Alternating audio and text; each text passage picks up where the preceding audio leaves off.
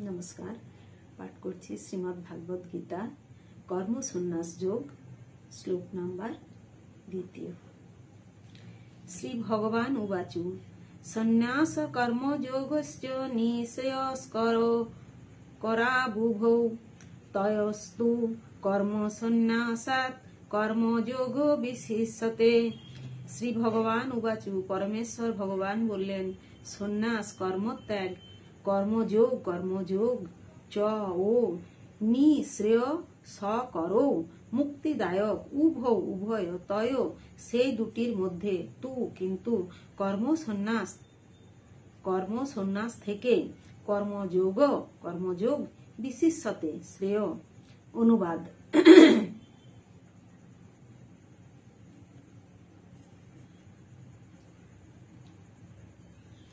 परमेश्वर भगवान बोलें कर्म सन्यास एवं कर्मयोग उभयই मुक्तिदायक, किन्तु এই দুটির মধ্যে কর্মযোগ কর্ম সন্ন্যাস থেকে শ্রেয়।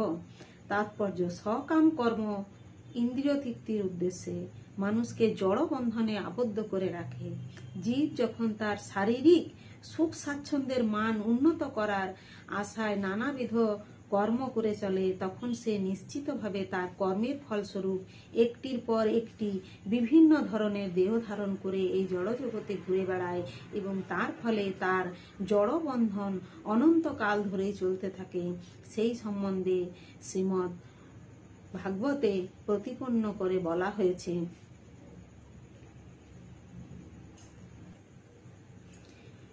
নুন্নং প্রমত্ত কুরুতে বিকর্ম যতেন্দ্রিয় প্রীতয় আপৃণোতি না সাধু মন্যে যত আত্মনহয় মৎসন্নপি ক্লেশদ আস দেহ পরাভবস্তাদ বদ বধ জাত যাবন্ন জিজ্ঞাসত আত্মতত্ত্বম যাবৎ ক্রিয়াস্ত বদিদং মন বৈ কর্মাত্মং যেন শরীর বন্ধ এবং মন কর্মবশং প্রযুক্তে অবিদ্যায়াত্মনুপ ধীয়মানে প্রীতির্ন যাবন্ময়ী বাসুদেবেন মুচ্যতে দেহ যোগেন যাবত।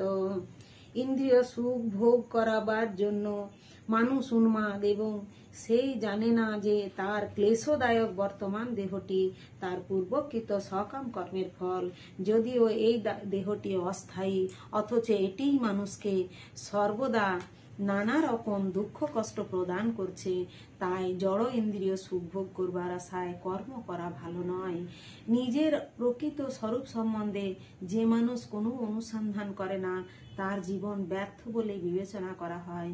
যতদিন মানুষ প্রকৃত স্বরূপ বুঝতে না পারে, ততদিন তাকে ইন্দ্রিয় সুখ ভোগের জন্য কর্মফলের আশায় কর্ম করতে হয়, এবং যতদিন ইন্দ্রিয় সুখ ভোগ করবার বাসনায় তার চেতনা আচ্ছন্ন থাকে, ততদিন তাকে এক দেহ থেকে আরো এক দেহে দেহান্তরিত হতে হয়।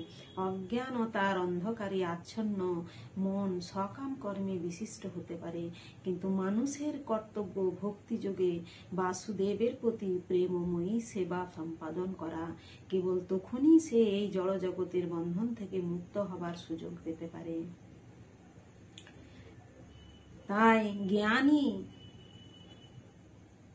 সে তার জড় দেহ নয়, তার প্রকৃত স্বরূপ হচ্ছে তার আত্মা।